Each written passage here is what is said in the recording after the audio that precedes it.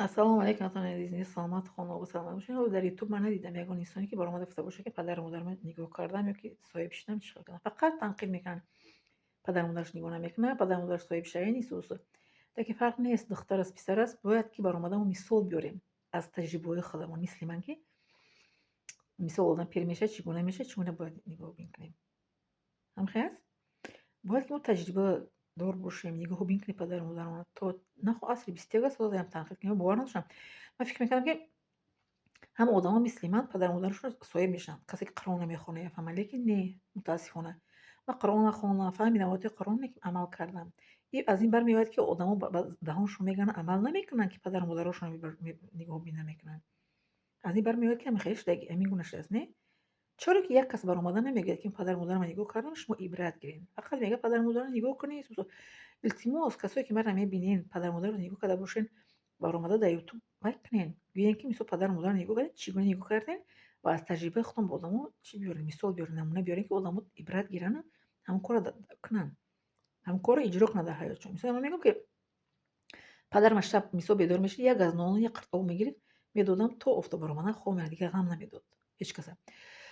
یکی نما پدرم میشد شکمرا شد، برادرام که در کار بودن جانم خودم که شدم تازه کردم بردم مثلا جا جوش کردم. یکی مادرم مثلا که نمیخواست که ناخناش گیرن، ناخن پوچش نمیگرفتن، برادرم میگفتن میمن ناخن پوچش میگرفت. هر خیل میشد پیر، فهمیدین؟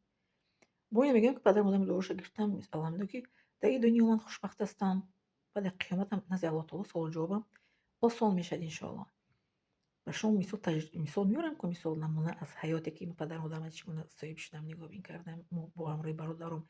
مثلا با ما بسیار وقت من میگفتم که من کودکی خود که داشتم که دیکریت که در خانه از خسارش اجتماعی اجازه میدم اومده پدر مادرم یک هفته ایستاده میرفتم عوض میکردیم گرافیک با همراه برادرانم با خواهرم.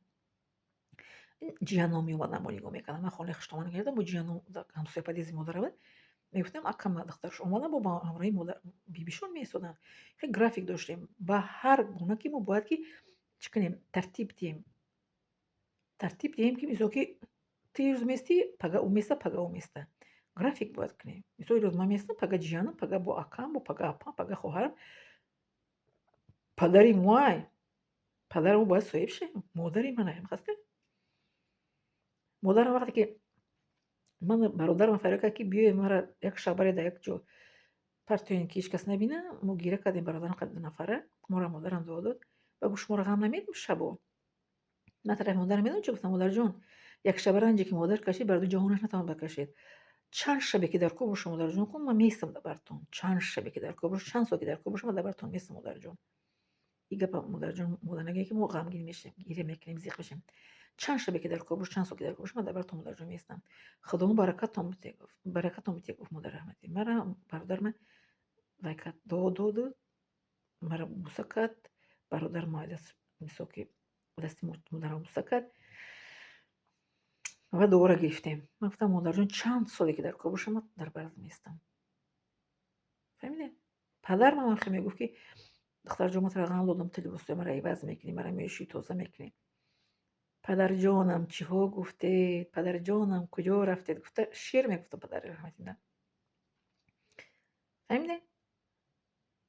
من برای پدر و مادرم رنگ چیش دیگه بودم خیلی هم میخندومشون، هم شوخیشون میکردم، هم سورا میخوندم که خودشون برای آیت قرآن میخوندم براشون. ما برای پدر و مادر همه چی باید باشیم.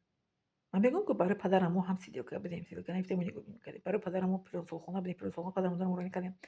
برای پدر مادرم ما چی میگن تمام دهنده بدیم. میگم کسان گفتم که بیام تمام پز. ما پدرم میپرسه که اوتا جان چه تمام پزم با تعبیر دلش ما تمام پخته برای پدرم تیار میکردم میدادم. مادرم همین کنه با تعبیر دلشون چگونه تمامی که میخواستم همون من تیار کردم میدادم.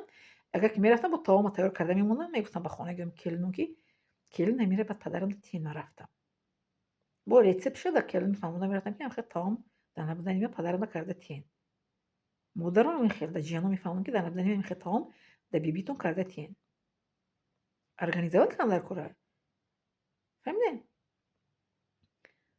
یک برادری خوریم شوخی کرد گفت که تو خانه خسر خشتمان آدمای خوبی دیگه طریق اجازه میتن که میمیستی یک شوهر زن بگیره. گفت برادرم خشک کرد ای بگیره زن. گفتم اوش شوا هیچ گم نی یک مردک چند زنگ در میرسه هیچ گم نی. یک پدر یک پدر گفتم پدرم در هیچ کس نمیتونه او این زور کو اکام طرفم خیلی گوید تو دختری زور بوده گفتی خیلی دخترم بود در دنیا هسته با فکر نیست گویم یک تایم خودت هم خیلی شوهرم زنم میره اون با ما در توش گفتم میرم با خرسنده یک تبریکش نکنم لیکن پدر ما در هیچ کس نمیتونم طرف برادرم پدر من است من دیلی باید خسر خشتمانه بیان دیل شوهر باید بیان که برامونه بیان با پدرم یک شب استم یک دعای پدر میدونید چقدر مشکل شما را حل میکنه یک شبی که با پدر میست میگو با برادر مایدگی میگو که این ناز و نوز شما اتام داخل میکنه ناز و نوزش در میت میکنه فقط میگم فیروزه بیویه من فیروزه قتل ما چند گپ دارم نازش میکنه گفتم اوه خیلی پدرم در کودکی ناز و نوزی مرا برداشتگی کی هسته